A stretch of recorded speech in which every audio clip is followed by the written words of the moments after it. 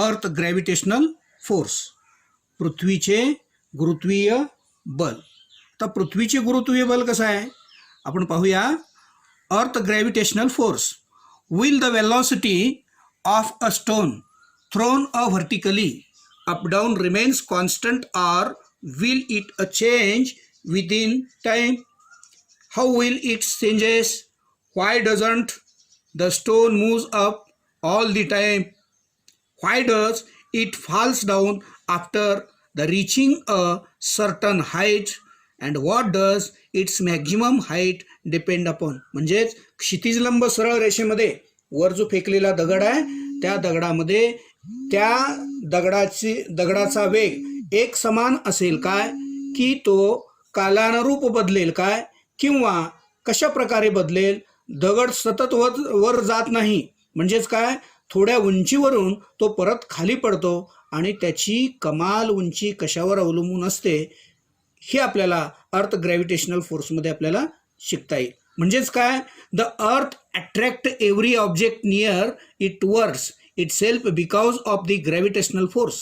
म्हणजे लक्षात ठेवा पृथ्वी तिच्या जवळील सर्व वस्तू काय करते स्वतःकडे आकर्षून घेते. म्हणजेच काय होतं पृथ्वीचे वस्तुमान म्हणजे त्याचा जो केंद्रक आहे त्या केंद्रबिंदूमध्ये त्याचं म्हणजे गुरुत्वबल असतं आणि ती वस्तू प्रत्येक वस्तूला ती पृथ्वी काय करते स्वतःकडे खेचत असते. एवढंच नाही the centre of masses of the earth is situated at the centre. So the gravitational force on any object due to the earth is always directed towards the centre of earth because it is force and object falls the vertically downwards on the earth. म्हणजे काय सगळ्या वस्तूला तर ते स्वतःकडे खेचून घेते. म्हणजेच त्या बलामुळे कोणत्या गुरुत्वीय बलामुळे वस्तू क्षितिज समांतर दिशेने सरळ खाली पडते. म्हणजेच काय आपण जेव्हा एखादा दगड क्षितिज लंब दिशेमध्ये सरळ वर फेकतो तेव्हा हे बल त्याला खाली खेचत असते व त्याचा वेग कमी कमी होत जातो आणि सतत प्रयुक्त होत असलेल्या या बलामुळे दगडाचा वेग काही काळाने शून्य होतो व त्या बलामुळे दगड काय होतं खाली पडतं. म्हणजेच काय काय होतं ते पृथ्वीकडे येतं. Similarly when we thrown a stone vertically upwards this force try to pull it down and reduced its velocity. Due to this constant downward pulls, the velocity becomes zero after a while. The pulse continues to be extended and the stone start moving vertically downward towards the center of the earth under its influence. म्हणजेच पृथ्वी ही प्रत्येक वस्तूला स्वतःकडे खेचते आणि मग त्या वस्तूचं शेवटी velocity काय होईल झिरो होईल. पृथ्वीवर जेव्हा ती वस्तू पडते तेव्हा ते झिरो होते. म्हणजे काय पृथ्वीचं जे गुरुत्व बल आहे म्हणजे अर्थ ग्रॅव्हिटेशनल जे फोर्स आहे हे अर्थ ग्रॅव्हिटेशनल फोर्स प्रत्येक वस्तूला पृथ्वी ही स्वतःकडे खेचते. याचा अर्थ पृथ्वी ही एक मोठ्यातील मोठा एक चुंबक आहे. Earth is one biggest magnet. पृथ्वी एक चुंबकच आहे आणि म्हणून प्रत्येक वस्तूला ती काय करते स्वतःकडे खेचते. याचा अर्थ पृथ्वीमध्ये गुरुत्वबल आहे वस्तूमध्येही गुरुत्वबल आहे पण दोन्हीचा वस्तुमान सारखा नाही म्हणून प्रत्येक वस्तू पृथ्वीकडे खेचली जाते. हे आपल्याला अर्थ ग्रॅव्हिटेशनल फोर्स या घटकातून आपल्याला माहिती मिळते.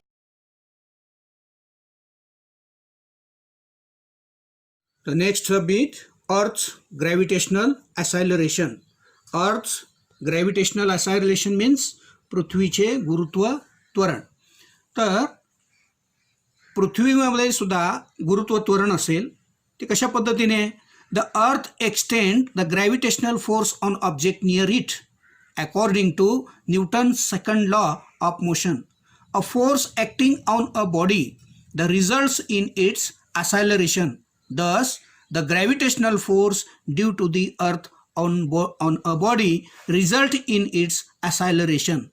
This is called acceleration due to gravity and is denoted by G. Means पृथ्वी तिच्या जवळील सर्व वस्तू गुरुत्वीय बलामुळे ती प्रयुक्त करते आणि न्यूटनच्या दुसऱ्या नियमाप्रमाणे एखाद्या वस्तूवर प्रयुक्त होत असलेल्या बलामुळे वस्तूचे त्वरण होते आणि या नियमानुसार पृथ्वीच्या गुरुत्वीय बलामुळेही वस्तूचे त्वरण होते आणि या पृथ्वीचे गुरुत्व त्वरण म्हणजेच ते जी या अक्षराने संबोधले जाते. जी म्हणजे कोणते जी? स्मॉल जी. त्यालाच आपण acceleration is a vector as a gravitational force on any object due to the earth is directed towards the center of the earth. The direction of the acceleration due to the gravity is also directed towards the center of earth, that is the vertically downward. म्हणजेच काय? त्वरण ही एक सदिश राशी आहे आणि पृथ्वीच्या गुरुत्व त्वरणाची दिशा तिच्या गुरुत्वीय बलामुळे म्हणजे पृथ्वीच्या केंद्रकाकडे म्हणजेच क्षितिज लंब दिशेत असते, हे आपल्याला यावरून लक्षात येतं.